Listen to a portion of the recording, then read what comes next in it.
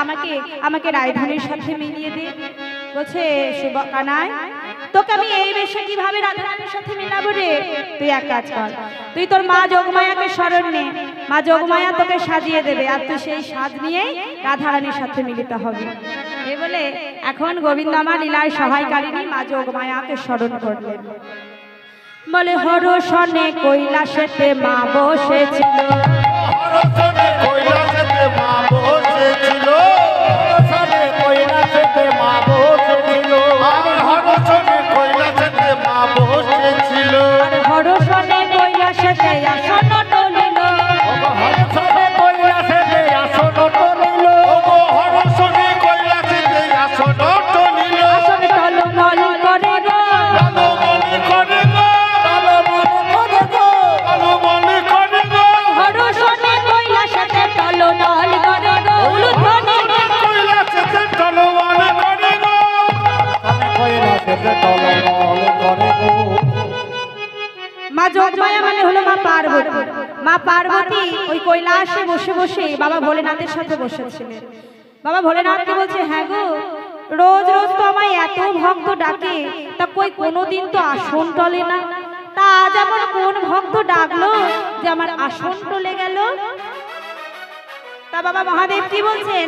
বলে দেবাদি দেব কহে দেবী এ কি হইল, কহে দেবী কি হইল, দেবাদিদেব কহে দেবী কি হইল, ওই বিপদ বরণ মধুসূদন বিপদে পড়িল, বিপদ বরণ মধুসূদন বিপদে পড়িল, বিপদ বরণ মধুসূদন বিপদে পড়িল, ওই বিপদ বরণ মধুসূদন বিপদে পড়িল, বড় বিপদে পড়েছে, বিপদে পড়েছে,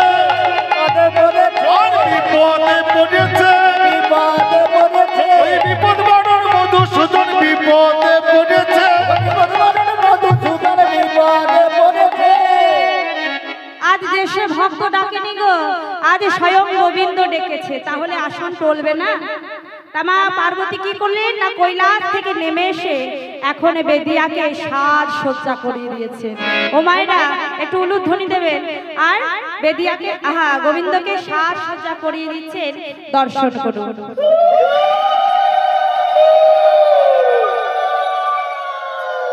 কি বা মস্তকের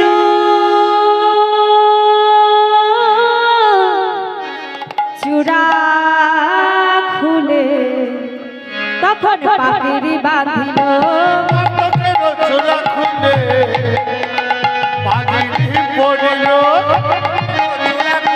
পাগড়ি বাঁধিল, মস্তকের চূড়া খুলে পাগড়ি পড়িল, মস্তকের চূড়া খুলে পাগড়ি পড়িল, আরে রুদ্রাক্ষের মালা নাসির গলেতে পরালো, রুদ্রাক্ষের মালা তুমি গলেতে পরালো, রুদ্রাক্ষের মালা নাসির গলেতে পরালো, রুদ্রাক্ষের মালা তুমি গলেতে পরালো, স্কন্ধেতে ঝুলি দিল দড়ি জোড়া রাতে, ঝুলে দিল হাতে, স্কন্ধেতে ঝুলি দিল দড়ি জোড়া রাতে,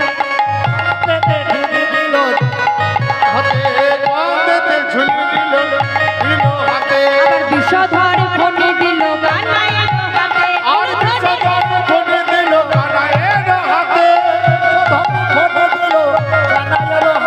বিষম ঢাকি বাজায় গান বলে বিষ্ণুহরি,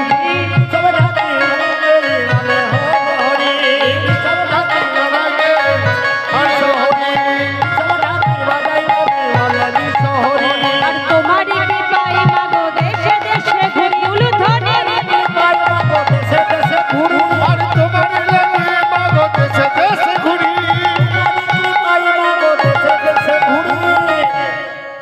তাই ভাবি গোবিন্দকে আমার সাজিয়ে দিয়েছেন। ওমা চিনতে পারছো আমাকে? কীর্তনিয়া লাগছে না কি লাগছে? কি লাগছে? চিনতে পারছো? কোন কোন সাজে সাজিয়েছি গো? হ্যাঁ, বেদিয়া। আচ্ছা, গোবিন্দকে আমার বেদিয়ার বেশি সাজিয়ে দিয়ে এখন গোবিন্দ আমার সুবলকে বলছে, এই সুবল চিনতে পারছিস না তো? চেনা যাচ্ছে না, শোন শোন এক কাজ করি, আমরা আজকে প্রথমে মায়ের কাছে যাব। তা মা যদি আমাদের চিনতে না পারে তাহলে এই ত্রিভুবনে আর আমাদের কেউ চিনতে পারবে না। এই বলে সুবল এবং গোবিন্দ আমার বদনে মা মনস্বরে নাম গাইতে গাইতে চললে নন্দালয়ের পথে।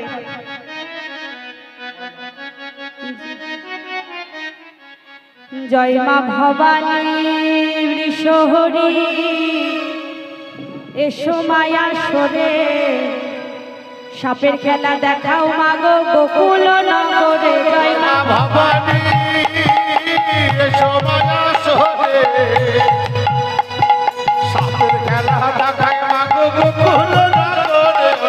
ভবানী মায়া সরে, খেলা দেখাও মাগো গোকুল নগরে। জয় মা ভবানী নমো নমো নমো মাগো নমো বিশ্বহরি। নমো নমো নমো মাগো নমো বিশ্বহরি।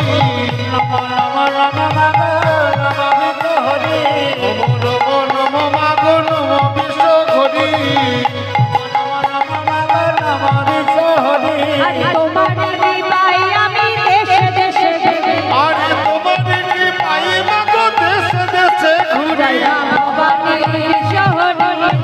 মায়া সরে, সাপের খেলা দেখাও মাগো গোকুল নগরে। ও মা ভবানী এসো মায়া সরে, সাপের খেলা দেখায় মাগো গোকুল নগরে। ও মা ভবানী এভাবে বদনে মা মনসার নাম গাইতে গাইতে এখন এলেন মা যশোমতীর কাছে, নন্দরানীর কাছে।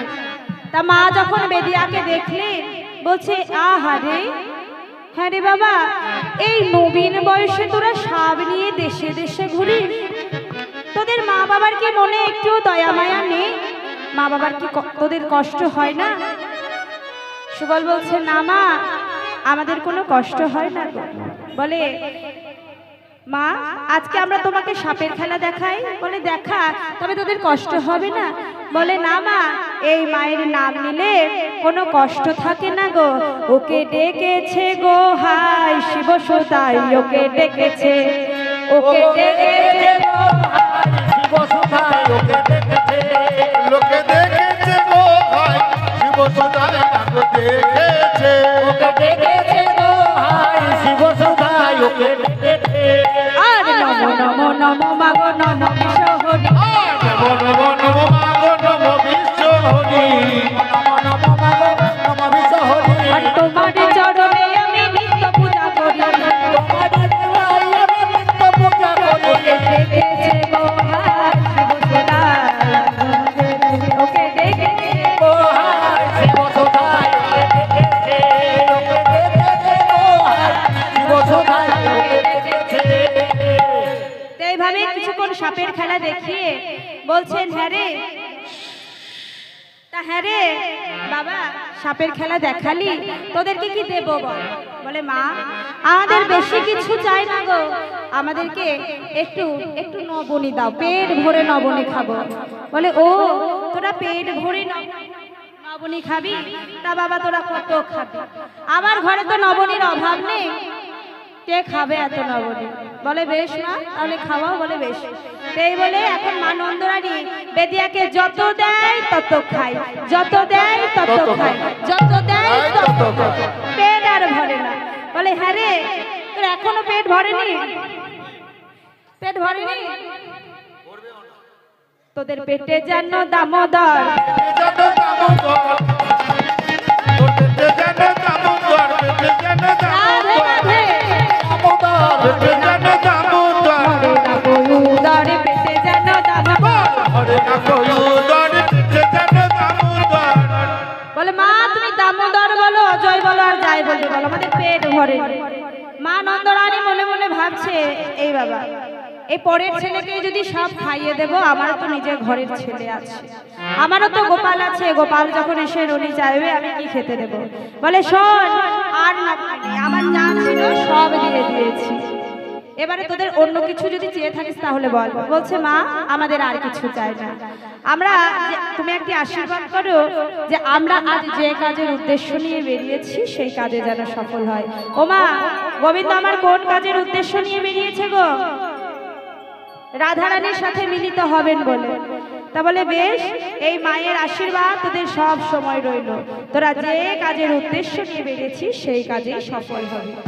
তাই বলে এখন সুবল এবং বেদিয়া মানে গোবিন্দ আমার নাচতে নাচতে গেলেন রাধারানীর মন্দিরে।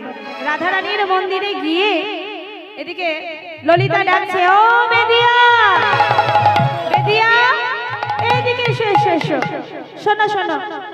হ্যাঁ গো বেদিয়া, আজ না তোমার কাছে আমরা সাপের খেলা দেখবো। বেদিয়া বলছে, সাপের খেলা দেখবে?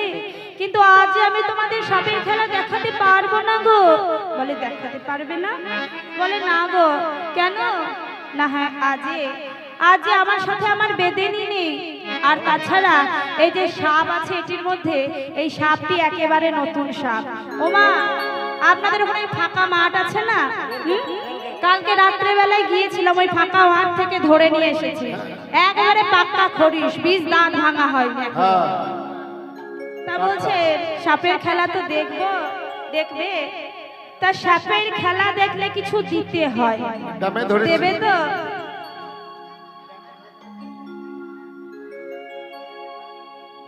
ওমা, সাপের খেলা দেখলে কিছু দিতে হবে, দেবে? এমনি এমনি খেলা দেখানো যাবে না, এমনি এমনি সাপের খেলা দেখানো হবে না। তোমরা যদি বলো কিছু দেব তবেই দেখাবো, তা না হলে হবে না। কি হলো, কোনো রেসপন্স নেই কেন? দেবে?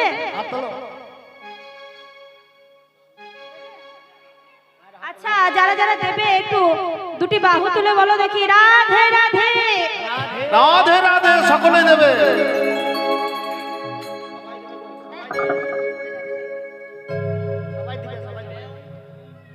আচ্ছা সবাই দেবে বলছে, তাহলে দেখাচ্ছি। কারণ না দিলে কি হবে জানো তো, সাপের খেলা দেখলে যদি কিছু না দেওয়া হয়, তখন সেই রাত্রির বেলায় গিয়ে যখন বালিশের তলে ফস ফস করবে, আমার কিন্তু কোনো দোষ নেই। তখন বললে হবে না কীর্তনিয়া সাপের খেলা দেখালো। হ্যাঁ, তো এই বলে বলছে বেশ।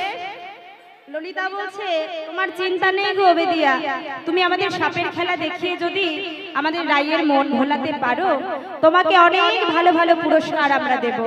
বলে বেশ, তবে একটি শর্ত। কি শর্ত? না বেদিয়া একটি শিকড় ললিতার হাতে দিয়ে বলছে, এই শিকড়টি রাখো, এই সাপটি যদি নাচাতে নাচাতে আমায় দংশন করে, তাহলে যে জায়গায় দংশন করবে সে জায়গায় তুমি বুলিয়ে দেবে। তাতেও যদি প্রাণ না ফিরে পায়, তাহলে মুখ দিয়ে বিষ তুলতে হবে। আর এই শর্তে যদি তোমরা রাজি থাকো, তাহলে আমি সাপের খেলা দেখাবো। বলে বেশ, তাই হবে। এই বলে বলছে বেশ, তাহলে আমি সাপের খেলা দেখাই। বলে বেশ।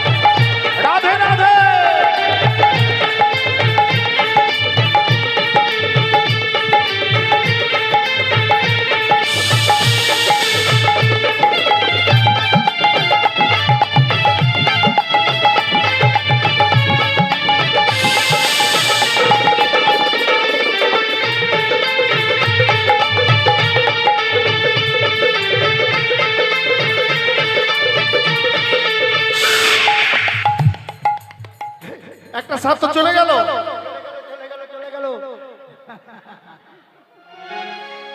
জয় রাধে।